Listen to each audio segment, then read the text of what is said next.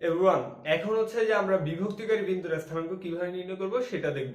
দেখো, বিভক্তিকারী বিন্দু বলতে কি বোঝায় আগে ওইটা দেখি। এই যে ধরো একটা হচ্ছে যে এ এবং বি সরলরেখা, তাহলে আমরা এই এবি সরলরেখাকে আরেকটু বর্ধিত করে এখানে আরেকটা বিন্দু নিলাম সি।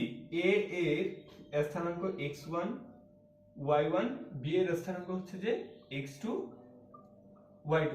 এখানে এই যে এবি সরলরেখাকে বহিস্থভাবে দ্বিখণ্ডিত করছে বা বিভক্ত করছে, সেটা হচ্ছে যে দ্বিখণ্ডিত বললে হচ্ছে একদম মোটামুটি ধরো সমান ভাগে ভাগ করা বলা হয়। তো এখানে দ্বিখণ্ডিত না, মানে তোমার বিভক্ত করছে কি সি বিন্দু। সি বিন্দুটা কি?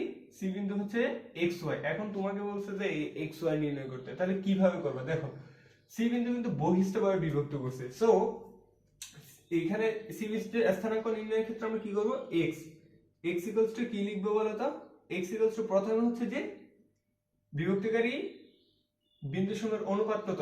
m1 m2 যদি হয় তাহলে হচ্ছে m1 মাইনাস হচ্ছে কি m2। বুঝতে পারছো? m1 minus m2। অন্তর্বিভক্তিকারীর ক্ষেত্রে কি ছিল? প্লাস ছিল, এখানে হচ্ছে মাইনাস। আর এখানে হচ্ছে m1 মাইনাস এখানে কি m2। বুঝতে পারছো? এবার কি করবে? m1 এর সাথে হচ্ছে যে কি x2 এবং m2 এর সাথে x1। তাহলে এবার আমরা পেয়ে গেলাম x এর স্থানাঙ্ক। y এর স্থানাঙ্ক কি বলতো? Similar, m1 minus m2, m1 minus m2। এখানে কি? এখানে হচ্ছে যে তোমার y2 আর এখানে হচ্ছে যে y1। তো এইভাবে হচ্ছে আমরা বহির্বিভক্তিকারী বিন্দু সমূহের স্থানাঙ্ক নির্ণয় করে ফেলতে পারি। তাহলে অন্তর্বিভক্তিকারীর ক্ষেত্রে শুধু এখানে কি হবে? প্লাস হবে, এখানে এগুলাতে প্লাস হবে। আর বহির্বিভক্তিকারী বিন্দু সমূহের ক্ষেত্রে কি হবে? জাস্ট মাইনাস হবে।